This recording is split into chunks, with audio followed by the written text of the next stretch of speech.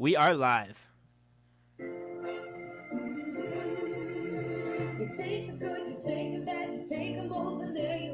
Fantasy football. Fantasy football. That's what we got. Today, we're taking the good, we're taking the bad. We're walking into the playoffs in some leagues. We're dejected in a couple of others. But welcome to playoff week at Just Awful Sports. I'm Jeff Capus with Andrew Fredericks and Jacob Fredericks. Let's get right into it. We're going to talk about our standings recaps. We're going to get into what's just awful. We're going to talk about the doghouse and who you might want to pick up for the playoffs. What are our big games for this week as we're trying to move on in the playoffs? And we'll have some bonus coverage as well. So let's get right into it. Let's talk about a recap. Where are we at? Who do we make the playoffs and did not make the playoffs? Andrew, why don't you go first? All right. So made the playoffs in 4 out of 5 leagues, or 5 out of 6, I think you would say. We'll count the Superflex. The one way I got eliminated from, I could have made it if I won this week. Unfortunately, I went against Josh Allen, Jahmyr Gibbs, and Miami's defense, who totaled 97 points between the three of them. I scored 101 points total for my entire team. Wow. So that was Which league was this? That's the one that you and I are in. Okay. Together. I could have squeaked in with this. I had a tie in that league, so that brought me down in the fifth place. So the old Packers Cowboys tie. Yeah, it was horrible. I squeaked out wins in our 2 auction leagues this week. I think you might mention it later. Mr. Jalen Hurts, I went against in both leagues, and I just assumed there'd be like 2 tush pushes, maybe a touchdown pass there, and I'd be doomed. Somehow, I was able to survive. I did, even with Justin Jefferson getting 2.1 points. Again, lost Zach Ertz to a knee injury. That kind of sucks because I like that guy. Our quarterback heavy league, minus 2 points from Patrick Mahomes. Not good. Is not going to win you, especially when it's minus 4 for interceptions. So take away the interceptions, and but somehow, and I didn't know this, Jeff, maybe you knew this, in that league, the tiebreaker is not head to head, it is total points.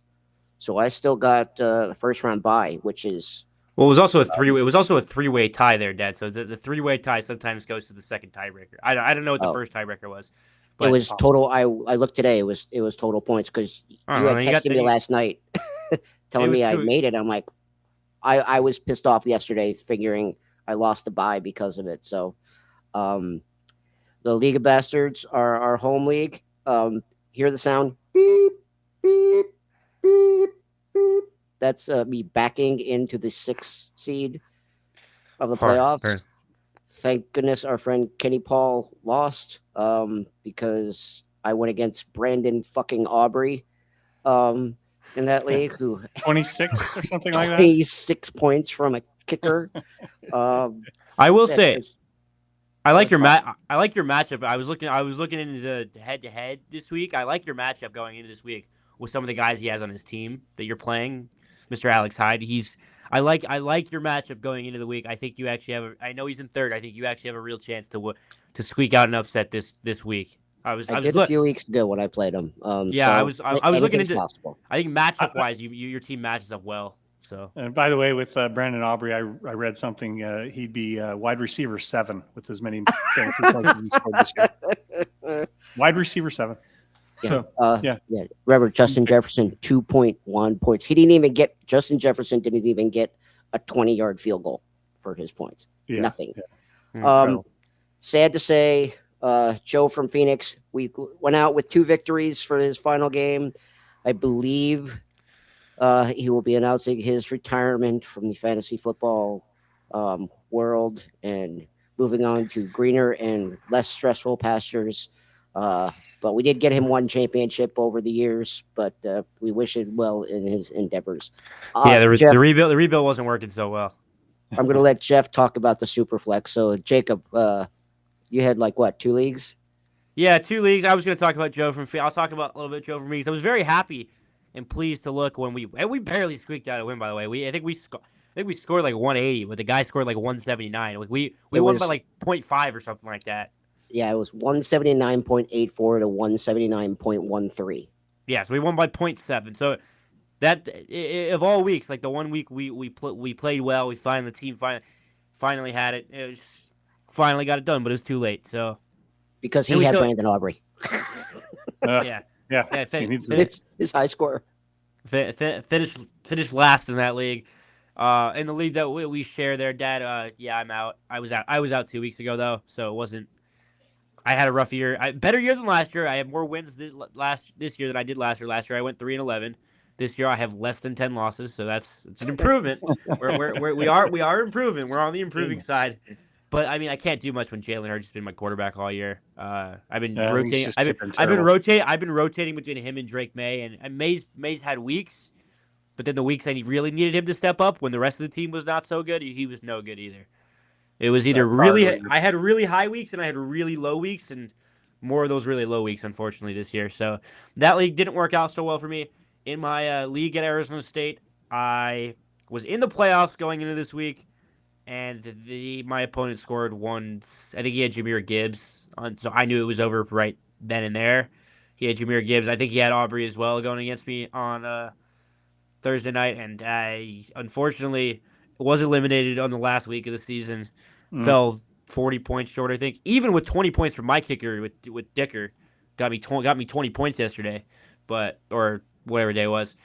But it unfortunately just didn't quite pan out, and that will be me missing the playoffs this season. It's not my best year. Not my best year. Yeah, yeah. No, and look, there's been a ton of injuries, a ton of different things that impacted this season. For me, the three that I was hanging on by a thread, all three, I won 2 out of the 3, but it just wasn't enough. 6-8, 6-8, 6-8. When 7-7 makes the playoffs in the AFL. The loss of Hampton for most of the year, Lamb for a few games, and mostly shitty quarterback play. I just waited too long to get a quarterback in that one. That cost me. In the Beavers, a quarterback heavy one. Again, 6-8, 7-7 makes the playoffs. I couldn't overcome. Hampton was out for most of the year. Neighbors out for the year. A slow Brock Bowers, and once again, shitty quarterback decisions. League of Bastards, home league. 6-8, 7-7 makes the playoffs.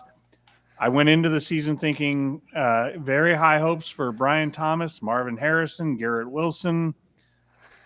All 3 of those guys were on my bench by the end of the year, and I had guys like Aguka and McMillan in there, but it just wasn't enough to overcome a bad roster as far as that's concerned, and just underperformance as far as what I expected at the beginning of the year. But did make the playoffs in the keeper, 8-6. 9-5 is first place, so I'm a game out of the top there. So yeah, I think in the flex, we are in dire straits. I mean, I think the loss of Daniel Jones is going to put us in a very desperate position. I don't think Jonathan Taylor is going to give us what we really need out of him to go anywhere, and we're just banged up. I mean, Jaden Daniels has been a real problem in that one, and we've been scrambling all year for those extra flex players. And we've been doing okay. I mean, we made the playoffs. 7-7. We made the playoffs 7-7 last Yeah. year, but I think our way of looking at it this year is a lot different than we did last year. We went into it last year with, I think, a little bit better position at quarterback. I mean, even trying to fill the hole with Tyrod Taylor, he goes out with 0 points or practically 0. So we're going to really have to piece together a roster that somehow has some big upside, because we are living on a prayer in that one. So I have a question for both of you. How are we feeling about our keeper league matchup between the two of you? Yeah. I mean, I like my roster. I just don't like my matchups this week. They're not great. I kind of took a peek. My matchups aren't exactly what I would hope for going into a week 15 playoff game. I have also like my another running backs, but that's about it. I have a complaint about the way football schedule works now. Why are people on bye in the last week of the season when you need them to fight for your spot in the playoff? Why is there buys week 14? I'm sorry. Let's not pretend Yeah. like the NFL doesn't know fantasy football exists. Like there's got to be a way to find a There way to is a way. figure I out your have the buys. solution. I have the solution right here. You give everybody a bye week in the middle of the season. You take There a we week go. off. That's your solution. It's 1 week without football. Make it. I don't know which week, but And there's still college football on those weeks. It's okay. absolutely. Yeah, you give everybody that bye week, or if you don't want to lose that revenue for that week, 2 different bye weeks. It's week 8 and 9 or whatever. Half the league is on bye week the 1 week, the other half is on bye the other week, and then you take a little pause fantasy football wise for those 2 weeks because you're missing half your teams. It's not that hard. It's completely solvable. They just don't. Fantasy football is a hindsight. Like Yeah. they don't care. They don't care. They should care. They should care. They should. We in Just Awful Sports but all agree they should care. I agree, especially since there are, as you said, Joe's retiring. Joe from Phoenix is retiring. I'm considering retiring from a couple of these as well. We'll see how it goes, but it's a lot to keep up with and a lot of frustration when you literally 6-8 in 3 leagues, missing the playoffs by 1 game, and there were games where you lose by 1 freaking dropped pass or whatever, and it's just that gets frustrating. So anyway, let's move on to just awful performances. I'll wait to save mine for last. Andrew, what about your just awful performance for this week? It's got to be Justin Jefferson. I had him in 2 leagues. That was probably I would have to imagine that my 2nd round pick, maybe even a 1st round pick, Justin Jefferson was. And I mean, the quarterback carousel in Minnesota has just been horrible. They can't, and they're throwing to everybody except Justin Jefferson. So that is just it's been an awful season for Justin Jefferson for those of us who picked him with an early round. And you know what? I'm hoping I do have him against you in the keeper league. I know you hope he continues his slide. I'm kind of hoping he doesn't. I really dislike playing you, especially this early. Like I wish it was us in the championship game, and then can somewhat relax a little, not relax. It's going to be more of the same. I think you've dominated me all year. I think you're like 6-1 or 7-1. So, we'll see what happens. But I do hope that does continue for him. But that's okay. Jacob, what about your just awful play of the week?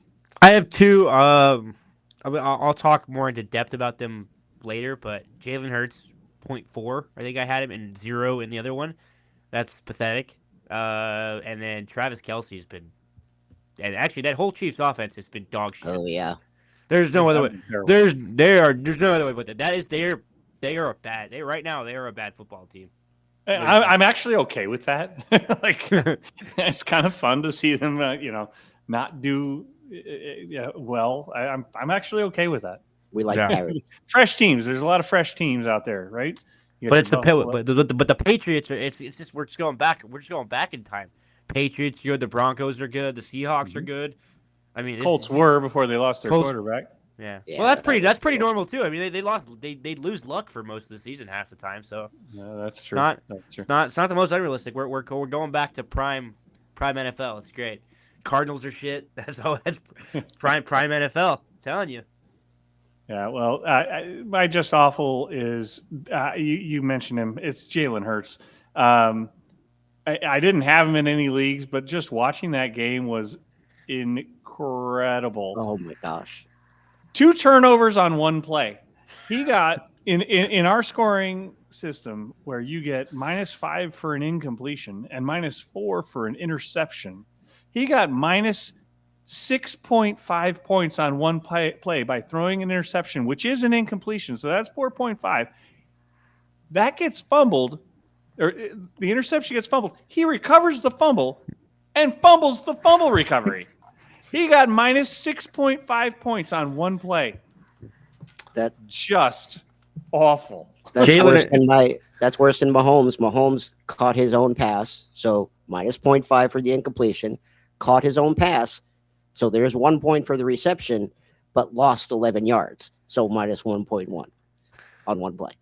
Jalen Hurts, you are an Arizona. Hurts Jalen Hurts is an Arizona Cardinal tripled coming that. soon. With those kind of Tripled that. plays, the Cardinals looked at that and said, "Yep, that's the guy I want on my That's our team." next guy. You Yeah. betcha. All right. Well, let's talk about pickups and doghouse for the playoff week. Andrew, where are you going in the doghouse and pickups? Doghouse is Quentin Johnston from the Chargers. I think he had one catch. He is either 0 points, 1 point, or 20 points. And the scale has definitely tipped into the lower point totals for most of the season. You cannot count on him. We both like Lad McConkey a whole lot more, even though it took him like 3 quarters to finally get a catch last night. The reason I know why McConkey only had 1 catch, by the way, because I did bet him to get over 3. So yeah, I can attest to exactly why that happened, and that was one of 2 on a 12-legger that didn't hit. I know. 3 catches. All you need is 3. Go ahead. Yeah, just a couple of screens. I think if you save Trey Benson like I have, you might as well get rid of him. I don't think he's coming back. He and Kyler Murray are sitting there playing Call of Duty together, I think. And I hate saying it, we're gonna have to watch out. You may have to just finally bite the bullet if you need to pick someone up and drop Jaden Daniels. I don't want to. I hope he plays this week for our Superflex League, but if you need a roster spot, this late in the season, I don't know. I think you might have to drop him. Yeah, and if he does play, he's probably not going to run like he had been. Just trying to protect that sore arm. So we'll see. Yeah, I mean, you saw it like with Herbert yesterday, just how much he had to kind of cushion himself and change things around for that opposite elbow. He toughed it out. He toughed it out, though. He got to win. I don't know. Is Jaden Daniels, does he have that kind of cojones? We'll see. I guess we'll find out. Jacob, how about your doghouse and pickups? In my dogouts, it's we didn't pretty. do pickup. We didn't do your pickups. Hold on. Let's go back to Andrew. Andrew, pickups. Pickup. So with T. Higgins hurt, I think you got to look at. I'm going to butcher this. I think his first name is Andre Yosivas at receiver. Burrow's back, and Burrow looked pretty good. You also want to keep an eye on whether Achane is going to play next week because he went out last week with a rib injury, which kind of sucked. So maybe pick up Jalen Wright as a backup if you got a roster spot to kind of cover yourself, because I think he'll get more carries than Ollie Gordon will. So that's a good backup plan, I think, if you need a running back. Yep. Okay. Jacob, how about you? Doghouse pickups.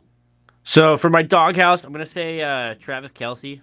He's in the doghouse. That offense, and the rest of my doghouse is the entire Chiefs offense, whether it be Mahomes, Pacheco, and any guy that the team is. They looked really bad. They looked just awful, and they've looked just awful for the last few weeks. This is not something that was new against Houston. This is pretty bad, and so I'm gonna go with the Chiefs offense.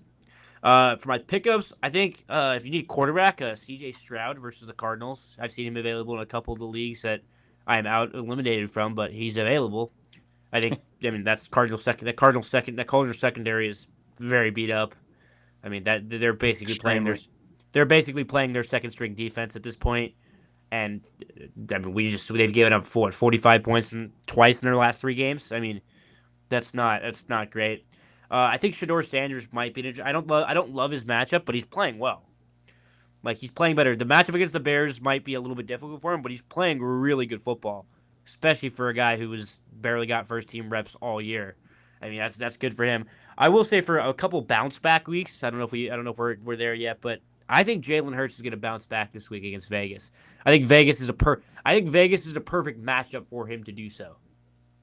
Okay. Like they're not a good football team. I think that's the kind of game that Jalen Hurts can actually bounce back in and get himself back on track. I'm not saying to start him. I'm saying if you have other options, I would trust the other options. But I think he gets back into where he needs to be.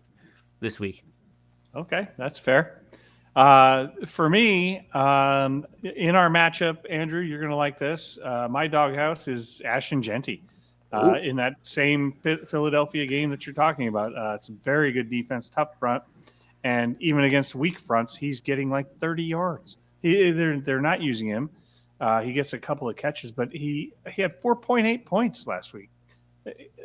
It's he's completely underutilized. He's got an extreme talent, but that offense is just terrible. So, yeah, he's in my doghouse. The other one I'm going to say we picked him up on a whim because we have been trying to fill those gaps in our flex players, and that's Adonai Mitchell. His last 5 games, 1.2 points, 1.5 points, 5.2 points, 29.2 points, and 2.9 points. We've fed off that 29.2. Yeah, they're going to use him, and they couldn't do crap in the passing game. So,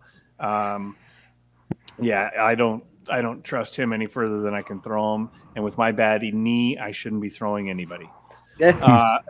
What? Right. From a pickup standpoint, I do see Chris Godwin and Mike Evans available, and I think Mike Evans might be coming back soon. He's projected to come back this week, possibly. Yeah.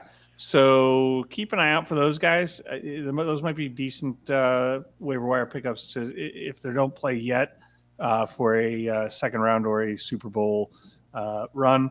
And then Josh Reed, he got a few targets. I think they're just easing him back in. We didn't mention Romeo Doubs, but he's not getting the targets that he used to. And I think that Reed and coming back is a big factor in that. So he might be somewhere to look.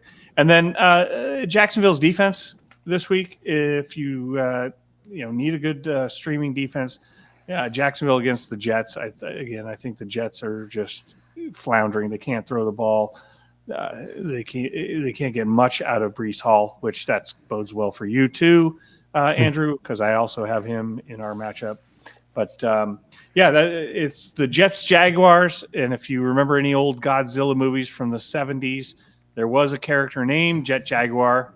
He was a robot. Look it up, Jet Jaguar, Godzilla, and it's a funny looking robot. It's Christmas time. You might want to consider buying one of those for your child. All right, let's talk about some games this week that we're looking at for these playoff matchups. Andrew, who are you looking at? What games are you looking at this week? Well, I think a real good one is going to be Green Bay at Denver. This could be a Super Bowl preview. Actually, today we for one of my work meetings before the call really got started, the gentlemen in the room were discussing who's going to make it to the Super Bowl, and it's written down. I picked Green Bay, Denver. So we'll see if it wrong fruition. But that should be a really good game. I mean, we're going to see, how good is Denver, 10-2, how great is Green Bay, which Green Bay shows up. Is it the one that, can't score, or is it the one that can score at will? Like which team's going to show up? And then I don't know for fantasy's sake, but I'm kind of interested to see Carolina and New Orleans. New Orleans is playing better. We always talk about those division matchups. And Carolina has a chance to make the playoffs. Yeah. Am I boring you, Jacob? No, I'm sorry. I'm just checking my notes. Yeah, you're very boring. Very boring. I'm very bored by that matchup. No. That one might be a little bit boring, but no, you're right. Carolina definitely has a shot. So, yeah. All right, Jacob, what games are you looking at? I'm going to look at it could be a blowout. It could not be a blowout. Probably is going to be a blowout. But I think it'll be interesting to see what happens leading up to the game. Indianapolis versus Seattle. I think those are two teams. I mean, Indianapolis needs to win games, otherwise they could miss the playoffs realistically. It's probably not going to happen, but they have a chance to miss the playoffs if they lose out, and with Daniel Jones presumably out for the season, it's not looking good. But I mean, even their backup quarterback might not. He's dealing with a knee injury. And so will we see the return of the grandfather, Mr. Phillip Rivers, which is not a name I thought I would be talking about playing in the National Football League in 2025, but I'm more intrigued on that part of it, the storyline with that, than I am about the fact that the game is probably going to be like 55-0 Seattle. Like if you have Well, Seattle players, you should be looking forward to watching this game with the smile on your face.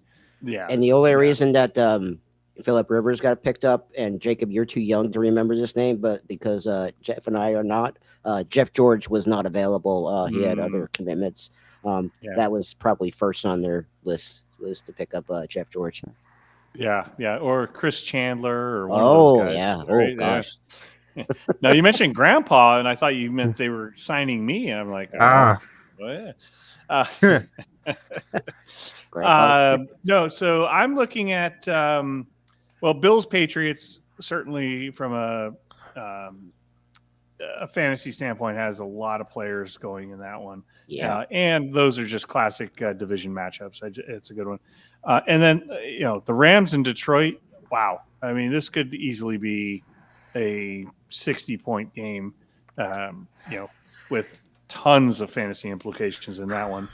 And of course, Minnesota Dallas is also a great one. The other ones that I would look at are all the teams that are ahead of the Cardinals in the draft order. See, the Cardinals also are 3-10. They're draft pick number 8. There are 7 teams with the same or worse record that we have the tiebreaker over. Let's go Texans. Exactly. Let's go Texans. To win. So go Carolina, beat New Orleans. Go. No, we only want New Orleans. We would want New Orleans to win because New Orleans has a higher pick, right, than us currently. Yes, exactly. Yeah. So we want the bad. We want upsets other than the Cardinals. We want at this point we want the Cardinals to lose. Like let's get a higher pick and get out of this tiebreaker situation. So I don't think we have to worry about the Cardinals upsetting Houston this week. That would be the upset of the season to me if that were to occur. The way that the line's only 9.5, which that seems a little bit low for a road game for a team that just can't score. So boy, I don't know. All right, so let's move on. We do have one extra question here, and that is, let's talk a little college football. Notre Dame, did they get snubbed? Should they be in the college football playoff? Discuss. Jacob, I'm going to let you go first, but my first answer, my one-word answer is no. I will say that they did not get stubbed because of the reasoning that the committee gave for leaving them out, which was simple. They were head to head with Miami. Miami beat them. Miami should be ranked ahead of them. Period. That's the end of the story. Notre Dame should not be in the college football playoff. Notre Dame was not hard done by. However, I will give them the fact that the committee should have put Miami over Notre Dame weeks ago. This is not like I will give Notre Dame the credit with that particular argument that the committee should have done this weeks ago. But this is not new for the committee. The committee doesn't watch the games until it's time to pick the actual playoff. They couldn't care less about their rankings going up, leading up to it. They don't care. And for Notre Dame to sit there and play the victim card and all this, there's only one school that they can complain about getting in the playoff over them or even being considered, and that's Alabama. I'm not saying Alabama should miss the playoff necessarily, but if you're going to punish BYU, which led to the head-to-head tiebreaker that got left Notre Dame out of the playoff, if you're going to move BYU down for losing and BYU also lost their quarterback in that conference game. It's not like they were just playing like they were getting beat when that happened though. So no, that wasn't a factor. It just made it worse. But Alabama had their starters in it and got their ass kicked by Georgia for 4 quarters, and it wasn't. If you're going to punish BYU for getting their ass kicked, you sure as hell better punish Alabama for getting their ass kicked. And so I'll give him that Alabama gets the benefit of the doubt, Notre Dame doesn't. But if both of them were left out, neither one of them are victims. Yeah. Well, so the conspiracy theorist in me says, and this was from one of our friends that put the notion in my head, this is the committee's strategy for getting Notre Dame to join a conference. If you're in a conference and you win your conference, you're in. So why don't you join a conference? So guilt. Yeah. But their pride it gets in the way, and they're like, no, we can't join a conference because we are us. And you know what? This is what happens. And now you're going to take your ball and go home. So Yeah, I think the committee. I think Dad, you and I have discussed this at length. The committee has a problem with the brand. The brand should be the least. I understand about making money and all that stuff, but that's not your job. That's the network's. That's the network's job to make money for college football and oh, you don't know. for it. I mean, Oh, I the know things it's you don't know at your age, buddy. That is all college football is all about. That's no. all it's ever been about. No, I do understand that to an extent. I think the committee will definitely been getting it wrong. Alabama, are we? I mean, BYU got their ass kicked, sure, but if you're gonna say we're not gonna punish teams for being the BYU at 11-1 should have been ranked above Alabama again 2 weeks ago. They have their only loss was to the number 4 team in the country, and regarding You've got conference bias, right? Because they're in the Big 12 instead of the SEC. And who owns the SEC? Exactly. Who owns the SEC media rights and who owns the college football playoff media rights? That'll tell you all. That'll tell you all you need to know about which conference makes the. That's right. And that's why Notre Dame won't join a conference, because they're making money hand over fist being an independent. They got their exclusivity with NBC and Peacock now, so they're going to talk money, but the revenue share that they get from the ACC. I mean, they're in the ACC for every other sport except football. That just does. I mean, I get it. It's a joke. I mean, the ACC is at this point. The ACC is like a Group of 5 conference. That conference is when you have a 7-5 team. I mean, this is more about realignment, but when you have a 7-5 team winning your conference championship, I mean, come on, guys. I mean, that's. Hey, I mean, I've said it all along. There should be 4 super conferences, and each super conference has 2 divisions or 4 divisions, however you want to do it.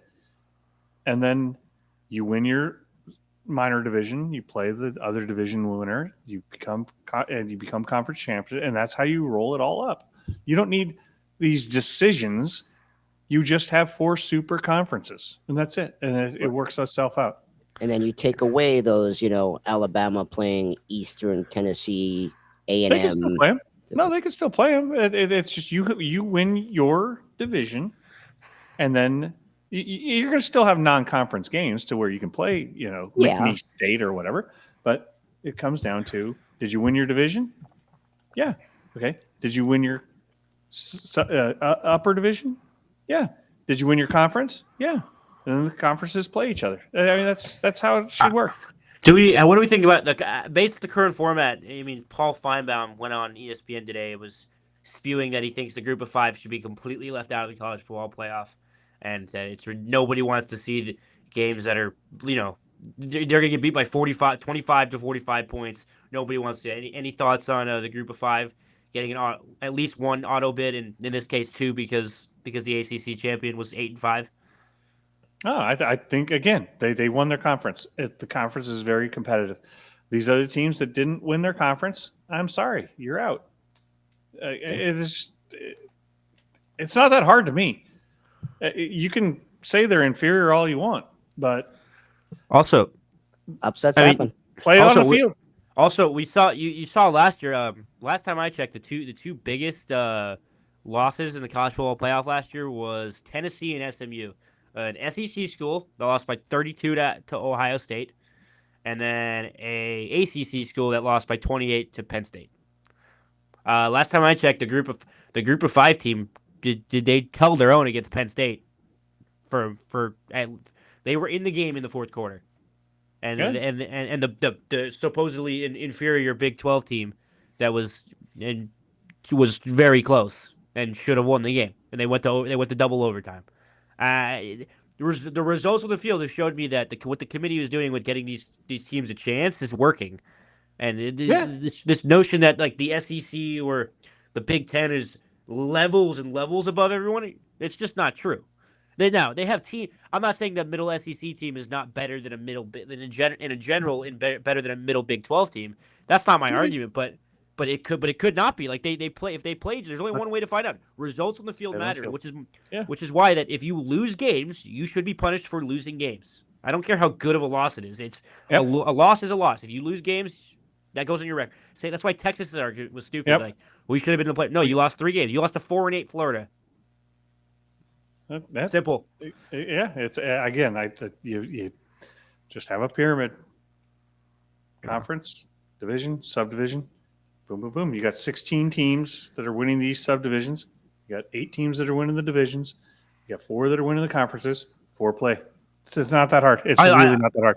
That's pretty much what the FCS. That's pretty much what the FCS does. It's a little, and the FCS playoffs are great. I've never once heard anyone complain about what the FCS NFL playoffs. Does. Yeah. All right. I mean, you win your division. Then yes, you have some wild cards or whatever. But this eliminates all that wild cards. Your subdivision, if you need to win your subdivision, that's it. So, all right. So, good discussion. I think we solved it. They're going to totally listen to us. We're going to send this into the committee, and it's all going to change tomorrow. So, no, that's it. Good luck to everybody in their fantasy football playoffs. I know that it's a very stressful week. Playoffs. It's a very stressful week, so take a couple Valium before the games on Thursday and Sunday. But thanks for joining us. Until next time, for Andrew Fredericks, Jacob Fredericks, I'm Jeff Capus. Do not be just awful this playoff season. Thanks for listening.